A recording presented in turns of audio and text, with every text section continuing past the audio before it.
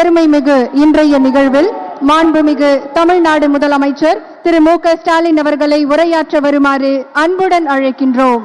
We request our Honorable Chief Minister of Tamil Nadu, Thiru M. K. Stalin, to address the gathering.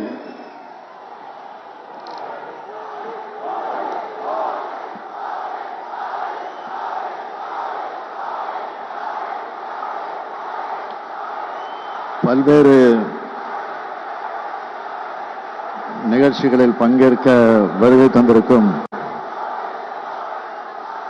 மாண்புமிகு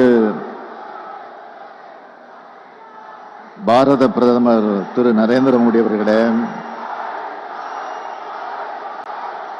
மாண்புமிகு ஒன்றிய அமைச்சர் திரு ஜோதிராதித்யா சிந்தியா அவர்களே,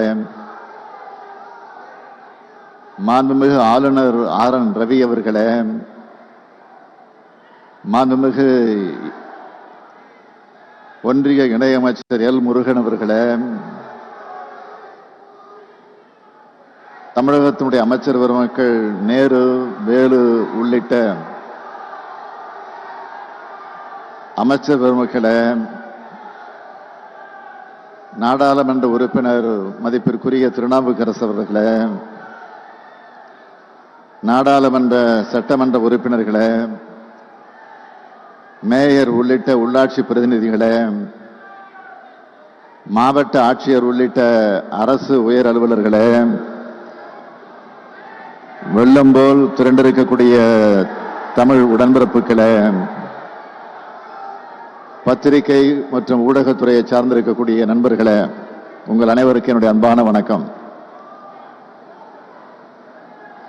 தொட்ட துறை அனைத்திலும் சிகரத்தை தொட்ட மாநிலமான தமிழ்நாடு இந்திய திருநாட்டோட பொருளாதார வளர்ச்சியிலும் முக்கிய பங்காற்றி வருகிறது. அப்படிப்பட்ட நம்முடைய தமிழ்நாட்டின் இதய பகுதியாக இருக்கிற திருச்சிராப்பள்ளியின் பன்னாட்டு விமான நிலையத்தில்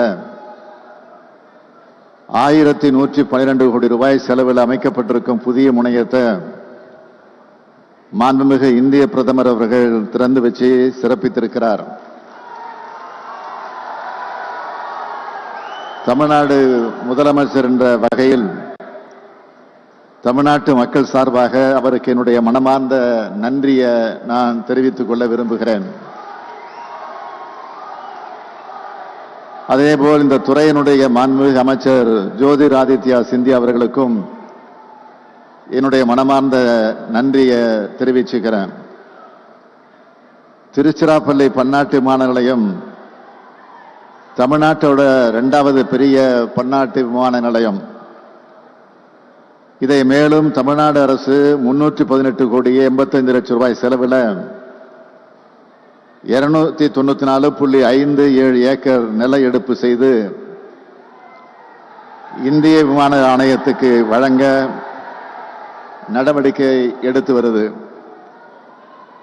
மேலும் திருச்சி உட்பட சென்னை, கோயம்புத்தூர், மதுரை, வேலூர், தூத்துக்குடி விமான நிலையங்களை விரிவாக்கம் மற்றும் நவீனமயமாக்க 3118 கோடி ரூபாய் செலவில் 2302.44 ஏக்கர் அரசு மற்றும் பட்டா நிலங்களை இந்திய விமான நிலைய ஆணையத்துக்கு வழங்க நடவடிக்கை எடுக்கப்பட்டு வருது.